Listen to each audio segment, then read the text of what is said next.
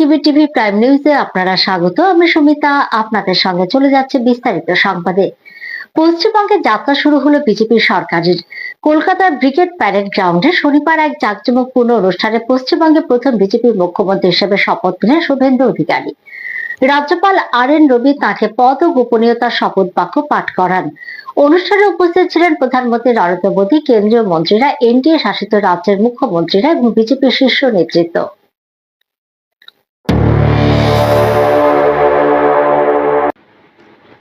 ব্রিগেডের মেগা অনুষ্ঠানে শপথ গ্রহণ করলেন শুভেন্দু অধিকারী। পশ্চিমবঙ্গের নবম মুখ্যমন্ত্রী হিসেবে এবং পশ্চিমবঙ্গের প্রথম বিজেপি মুখ্যমন্ত্রী হিসেবে শপথ নিলেন শুভেন্দু অধিকারী। রাজ্যপাল আর.এন. রবি তাঁকে পদ ও গোপনীয়তার শপথ বাক্য পাঠ করান।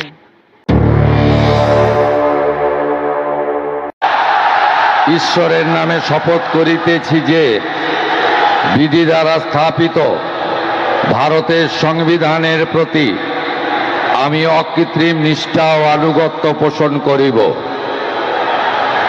আমি ভারতের সার্বভৌমত্ব ও অখণ্ডতা রক্ষা করিব। পশ্চিমবঙ্গ রাজ্যের মুখ্যমন্ত্রী রূপে আমার কর্তব্যসমূহ নিষ্ঠাপূর্বক এবং বিবেকসম্মতভাবে নির্বাহ করিব এবং ভয় বা পক্ষপাত, প্রীতি বা বিদ্বেষ রহিত হইয়া সকল শ্রেণীর জনগণের প্রতি সংবিধান ও বিধি অনুসারে ন্যায় আচরণ করিব।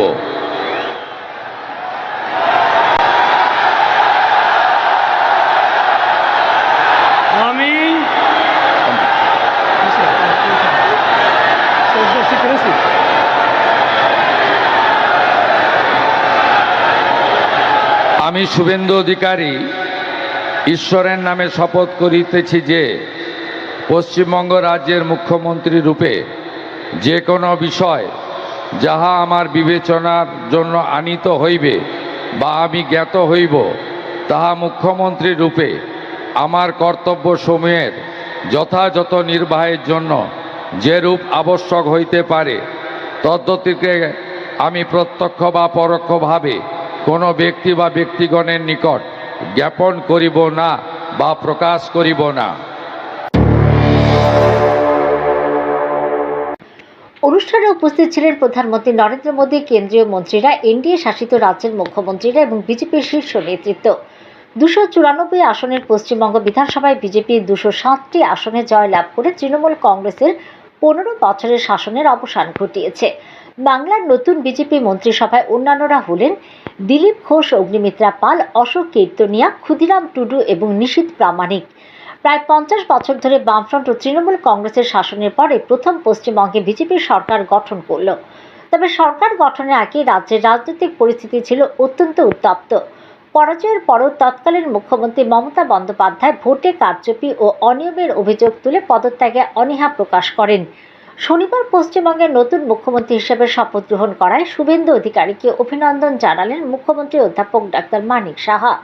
তিনি বার্তায় বলেন, আজ বিজেপি বাংলার অসংখ্য কর্মীর চোখের জল, ত্যাগ ও সংগ্রাম নতুন স্বীকৃতি পেল। তার কথায় সমস্ত প্রতিকূলতার বিরুদ্ধে দাঁড়িয়ে বাংলার আত্মাকে রক্ষা করার যে লড়াই চলেছিল, আজ তারই পরিণতি এই ঐতিহাসিক জয়। প্রধানমন্ত্রী নরেন্দ্র মোদীর আশীর্বাদে ডাবল ইঞ্জিন সরকার এখন বাস্তব। কেন্দ্রের শক্তি ও বাংলার হৃদস্পন্দন একসঙ্গে কাজ করবে। নতুন সরকারের হাত ধরে বাংলায় শান্তি, উন্নয়ন ও সোনার বাংলার নতুন সূচনা হবে বলেও আশাবাদ ব্যক্ত করেন তিনি। পাশাপাশি রবীন্দ্রনাথ ঠাকুরের জন্ম জয়ন্তীর দিনে এই নতুন অধ্যায়ের সূচনা হওয়াকে বিশেষ তাৎপর্যপূর্ণ বলেন তিনি। মুখ্যমন্ত্রী ডাক্তার মানিক সাহা আরও বলেন, ধর্মজপের শঙ্খ রবে করিবে আহ্বান, নীরব হবে নম্র হয়ে পণ করিও প্রাণ। কবিগুরু রবীন্দ্রনাথ ঠাকুরের এই পংক্তি তাঁর জন্মবার্ষিকীতে তাঁর জন্মভূমিতে আজ সার্থক প্রমাণিত হলো। এক অধর্মের বিরুদ্ধে সুদীর্ঘ লড়াইয়ে যে পণ করেছিলেন ভারত কেশরী ডক্টর শ্যামাপ্রসাদ মুখার্জি, আজ বহু বছর পর তা পূর্ণতা পেল। Bureau report, AKB TV. বাংলার পর কি এবার নজরে পাঞ্জাব? এমনই প্রশ্ন এখন সামনে চলে আসলো যখন আম আদমি পার্টি শাসিত পাঞ্জাবে বিরাট অভিযান চালায় এনফোর্সমেন্ট ডিরেক্টর বা ইডি। বিপুল অঙ্কের আর্থিক দুর্নীতির অভিযোগে গ্রেপ্তার করা হলো রাজ্যের শিল্প ও বিদ্যুৎ মন্ত্রী সঞ্জীব অরোরাকে। পাঞ্জাবে বিরাট অভিযান এনফোর্সমেন্ট ডিরেক্টর বা ইডির বিপুল অঙ্কের আর্থিক দুর্নীতির অভিযোগে গ্রেপ্তার করা হলো পাঞ্জাবের শিল্প ও বিদ্যুৎ মন্ত্রী সঞ্জীব অরোরাকে। অভিযোগ অন্তত 100 কোটি টাকার আর্থিক জালিয়াতির অভিযোগের তদন্তে নেমে এই পদক্ষেপ বলে জানা গিয়েছে। এই ঘটনায় রাজনৈতিক চাপানোতরের মাঝে গোটা পাঞ্জাব জুড়ে পোস্টার পড়েছে বিজেপির, যেখানে বলা হয়েছে বাংলার পর এবার নজর পাঞ্জাবে। মন্ত্রীর বিরুদ্ধে অভিযোগ উঠেছিল ভুয়ো জিএসটি ইনভয়েসের মাধ্যমে আর্থিক দুর্নীতি করেছেন তিনি। 100 কোটিরও বেশি টাকার মোবাইল ফোন কেনা বেচার নামে জাল লেনদেন দেখানো হয়েছে। একই সঙ্গে ভুয়ো ইনপুট ট্যাক্স ক্রেডিট তৈরির অভিযোগও সামনে এসেছে। এই ঘটনায় অর্থ পাচার প্রতিরোধ আইন বা PML এর আওতায় চণ্ডীগড়, দিল্লি এবং গুরুগ্রামের মোট 5টি জায়গায় একযোগে তল্লাশি চালায় ইডি। তল্লাশি চলে চণ্ডীগড়ের সেক্টর 2 এলাকায় সঞ্জীবের বাসভবন, গুরুগ্রামে তার রিয়েল এস্টেট সংস্থার অফিসেও। তল্লাশি অভিযানের পর গ্রেপ্তার করা হয় অভিযুক্ত মন্ত্রীকে। জানা গেছে ইডির সন্দেহ বিরাট অঙ্কের আর্থিক জালিয়াতির মাধ্যমে দুবাই সহ বহু বিদেশি উৎস থেকে টাকার লেনদেন এবং রাউন্ড ট্রিপিং এর মতো আর্থিক কারসাজিও রয়েছে। তল্লাশিতে উদ্ধার করা হয়েছে বহু গুরুত্বপূর্ণ নথি এবং আর্থিক লেনদেনের তথ্য। সমস্ত কিছু খতিয়ে দেখা হচ্ছে ইডির তরফে। এদিকে মন্ত্রীর গ্রেপ্তারির ঘটনায় কেন্দ্রের মোদী সরকারের বিরুদ্ধে রাজনৈতিক প্রতিহিংসার অভিযোগ তুলেছে আপ। পাঞ্জাবের মুখ্যমন্ত্রী ভগবন্ত মান বলেন, বিজেপির রাজনৈতিক প্রতিহিংসা চরিতার্থ করতে বিরোধীদের বিরুদ্ধে কেন্দ্রীয় সংস্থাগুলিকে ব্যবহার করছে। Bureau report, AKB TV. Rabindra Jayanti যথাযোগ্য মর্যাদায় রাজ্যব্যাপী পালিত হয় শনিবার। বিশ্বকবি রবীন্দ্রনাথ ঠাকুরের 165তম জন্মবার্ষিকী উপলক্ষে এদিন আগরতলা রবীন্দ্র কাননে অনুষ্ঠিত হয় মূল অনুষ্ঠান। ত্রিপুরা সরকারের তথ্য সংস্কৃতি দপ্তরের উদ্যোগে আয়োজিত কবি প্রণাম অনুষ্ঠানে উপস্থিত থেকে মন্ত্রী শান্তনা চাকমা রবীন্দ্রনাথ ঠাকুরের আদর্শকে পাথেয় করে এগিয়ে যাবার উপর গুরুত্ব আরোপ করেন।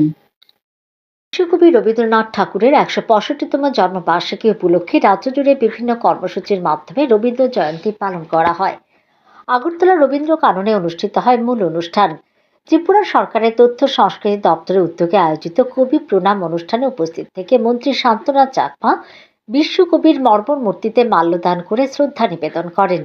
এছাড়াও তথ্য ও সংস্কৃতি দপ্তরের অধিকর্তা বিম্বিসার ভট্টাচার্য সহ অন্যান্য বিশিষ্ট ব্যক্তিরাও কবির প্রতি শ্রদ্ধা নিবেদন করেন। পরবর্তীতে নৃত্য ও কবিতা আবৃত্তির মাধ্যমে শিল্পীরা বিশ্বকবিকে স্মরণ করেন। সংবাদ মাধ্যমে এদিন মন্ত্রী তার বক্তব্যের মধ্য দিয়ে কবিগুরুর প্রতি শ্রদ্ধা নিবেদন করেন এবং রাজ্যবাসীকে এই উপলক্ষে শুভেচ্ছা জানান। এদিন তিনি রবীন্দ্রনাথ ঠাকুরের আদর্শকে পাথেয় করে এগিয়ে যাবার উপরেও গুরুত্ব আরোপ করেন। সর্বপ্রথম আমি আজকে কবিগুরু রবীন্দ্রনাথ ঠাকুরের জন্মজয়ন্তীর উপলক্ষে সমগ্র ত্রিপুরাবাসী এবং ভারতবাসীকে আমি অনেক অনেক শুভেচ্ছা এবং অভিনন্দন জ্ঞাপন করছি। আমাদের কবিগুরু রবীন্দ্রনাথ ঠাকুর এমন একটি ব্যক্তি ছিলেন, উনি সাংস্কৃতিক দিক থেকে শুরু করে, উনি দেশপ্রেম থেকে শুরু করে সমস্ত দিক থেকে উনি একজন ব্যক্তিত্ব ছিলেন যাকে কোনোদিন আমরা ভুলতে পারবো না। আমরা যখনই ভারতবর্ষের কথা মনে করি, যখনই আমরা ভারতবাসী হিসেবে আমরা প্রত্যেকটা ব্যক্তি আমরা জানি যে উনি যদি আজকে না উনি যদি রচনা না করতেন অথবা উনি যদি না লিখতেন, আমাদের জনগণ মন অধিনায়ক আমাদের ভারতের জাতীয় সঙ্গীত আজকে হয়তো আমাদের কি সঙ্গীত হতো আমরা জানতাম না। আজকে উনার কারণে আমাদের ভারতবর্ষের যে জাতীয় সঙ্গীত ওনার মাধ্যমে রচিত হয়েছে, আজকে সেই সঙ্গীত চলছে। পাশাপাশি আপনারা জানেন যে বাংলাদেশের যে জাতীয় সঙ্গীত রয়েছে সেটাও কিন্তু উনি রচনা করেছেন, আমার সোনার বাংলা। তো সেই ক্ষেত্রে আমরা যদি লক্ষ্য করি, একদিকে বাংলার প্রতিও কিন্তু উনার ভালোবাসা গোপন ছিল না। এবং আমি যতটুকু মনে করি যে আমরা ভারতবাসী হিসেবে প্রতিটি বাচ্চা থেকে শুরু করে, যুবক থেকে শুরু করে, বৃদ্ধ থেকে শুরু করে আমরা প্রত্যেকেই উনার যে আদর্শ, সেই আদর্শকে আমরা স্মরণ করে এবং আমাদের প্রত্যেকেরই অঙ্গীকার নেওয়া দরকার আজকের দিনে আমরা যাতে উনার আদর্শকে স্মরণ করে যাতে আরো এগিয়ে যেতে পারি। Bureau report, AKB TV. নিচে ছোট্ট একটি বিজ্ঞাপন বিরতির সঙ্গে থাকুন।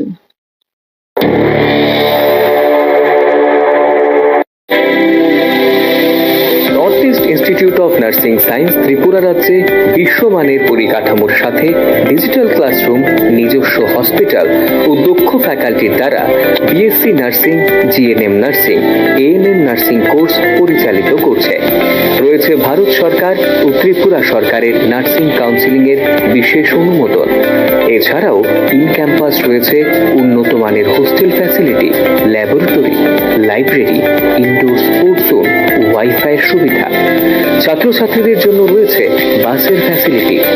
তাই নার্সিং পড়তে এখন আর বহির্রাজ্যে নয়, নিজের রাজ্যে 100% প্লেসমেন্ট অ্যাসিস্ট্যান্সের সাথে নার্সিং পড়ার স্বপ্ন পূরণ করুন।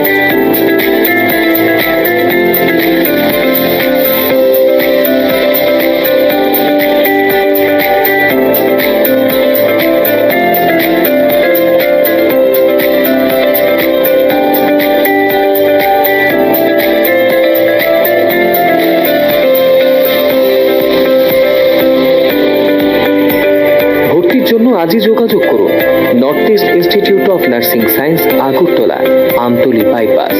ফোন নম্বর 7085155609, 7005127202, 0381231506, 8257808056 অথবা ভিজিট করুন www.neins.ind.in, a unit of Devlook Hospital.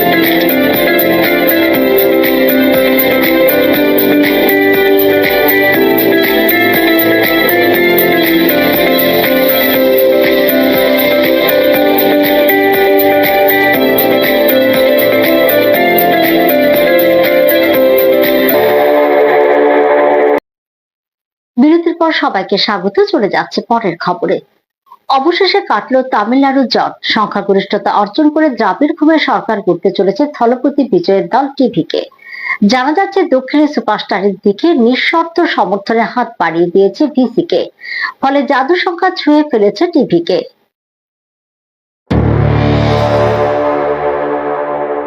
শীঘ্রই মুখ্যমন্ত্রীর কুর্সিতে বসতে চলেছেন বিজয়, তবে নতুন সরকারের শপথ গ্রহণ কবে তা এখনো জানা যায়নি।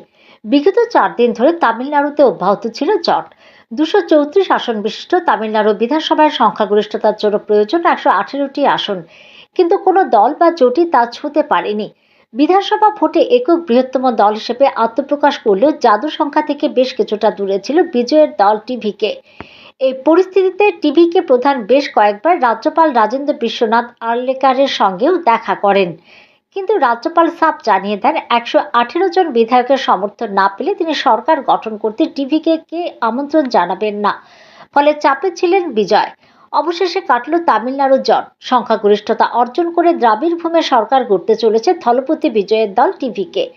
জানা যাচ্ছে দক্ষিণী সুপারস্টারের দিকে নিঃশর্ত সমর্থনে হাত বাড়িয়ে দিয়েছে ভিসিকে, ফলে জাদুর সংখ্যা ছুঁয়ে ফেলেছে টিভিকে। এখন অপেক্ষা শুধু সেই সন্ধিক্ষণের।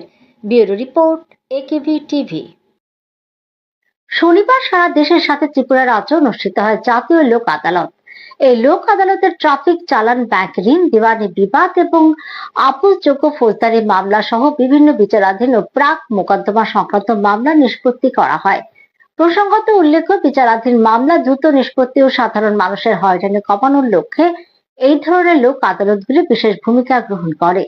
এই লোক আদালত সম্পর্কে বলতে গিয়ে ত্রিপুরা স্টেট লিগাল সার্ভিস অথরিটির ডেপুটি সেক্রেটারি রাজশ্রী চক্রবর্তী জানান, সারা ভারতের সঙ্গে রাজ্যেও এই দ্বিতীয় লোক আদালতে 25,514টি বিভিন্ন মামলা শুনানির জন্য ওঠে। মোট 45টি আদালতে মামলাগুলি শুনানির জন্য ওঠে। পাশাপাশি তিনি বিনা আইনি খরচে সকলকে এই ধরনের লোক আদালতের সুযোগ গ্রহণ করার আবেদন জানান। দেশের সাথে আজকে আমাদের রাজ্যেও দ্বিতীয় ন্যাশনাল লোক আদালত অনুষ্ঠিত হচ্ছে। তো আজকের লোক আদালতে আমাদের মোটামুটি 25,514টা মামলা নিষ্পত্তির জন্য বিভিন্ন বেঞ্চে নেওয়া হয়েছে এবং সারা রাজ্যে আমাদের মোটামুটি 45টা বেঞ্চ হয়েছে যাতে মামলাগুলি দ্রুত নিষ্পত্তি হয়।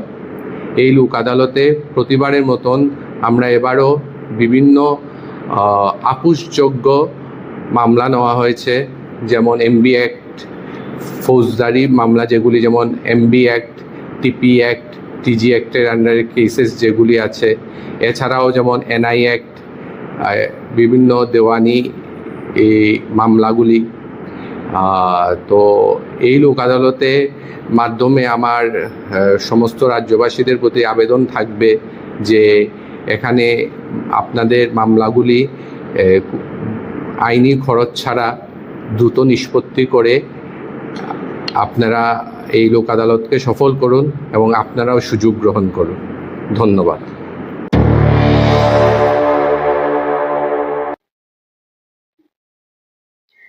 ব্রাহ্মণবাড়িয়ার কসবা উপজেলায় গোপীনাথপুর ইউনিয়নের পাথারিয়াদার সীমান্তে বিএসএফ এর গুলিতে 2 বাংলাদেশি পাচারকারীর মৃত্যু হয়েছে।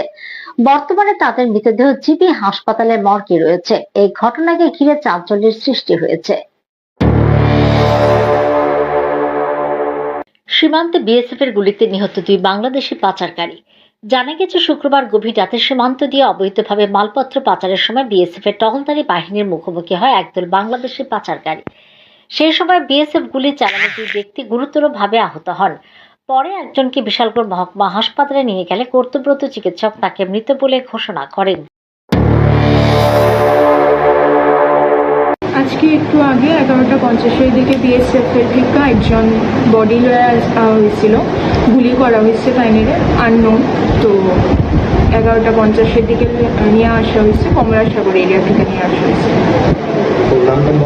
না, কোনো নাম বলা হয়েছে। এমনি গুলি করা হয়েছিল, যে দুরা তারা হয়েছে, যে গুলি করার পরে এখানে লয়ে আসছে, আমাদের এখানে আমরা প্রটেক্ট করছি। জানা গেছে নিহতরা ব্রাহ্মণবাড়িয়ার কসবা উপজেলার গোপীনাথপুর ইউনিয়নের ধ্বজনগর বাতানবাড়ি গ্রামের বাসিন্দা মোহাম্মদ মোরছালিন, আরেকজন মধুপুর গ্রামের নবীর হোসেন। ওই ঘটনায় আরো কয়েকজন গুলিবিদ্ধ হয়েছেন, যদিও তাৎক্ষণিকভাবে তাদের পরিচয় জানা যায়নি। তবে আহতদের কুমিল্লায় চিকিৎসার জন্য নেওয়া হয়েছে বলে জানা গিয়েছে। যতদূর জানা গেছে, নিহতের পরিবারের দাবি রাতে স্থানীয় কয়েকজন যুবক মোরছালিনকে বাড়ি থেকে ডেকে সীমান্ত এলাকায় নিয়ে যায়। একই সময় নবীর হোসেন সহ আরো কয়েকজন সেখানে উপস্থিত ছিলেন। এই সময় বিএসএফ সদস্যরা তাদের লক্ষ্য করে গুলি চালালে ঘটনাস্থলে মোরছালিন নিহত হয়। পরে তার মরদেহ ভারতে নিয়ে যাওয়া হয়। আহত অবস্থায় নবীর হোসেনকেও নিয়ে যাওয়া হলে চিকিৎসাধীন অবস্থায় তিনি মারা যান। ধ্বজনগরে গ্রামের স্থানীয়দের অভিযোগ, রাতে কয়েকজন ব্যক্তি কাঁটাতারের সামনে গেলে বিএসএফ গুলি চালায়। এতে মোরছালিন গুলিবিদ্ধ হন, অন্যরা আহত হয়ে পালিয়ে যায়। সূত্রের খবর, এ বিষয়ে চণ্ডীদার বিজেপি ক্যাম্পের কমান্ডার জানান, একজন নিহত হওয়ার তথ্য তারা পেয়েছেন এবং সীমান্ত পরিস্থিতি বর্তমানে স্বাভাবিক রয়েছে। Bureau report, AKB TV. এখনকার মতো সংবাদ এই পর্যন্ত। পরবর্তী আপডেট দেখার জন্য চোখ রাখুন শুধুমাত্র একেবি টিভির পর্দায়। নমস্কার।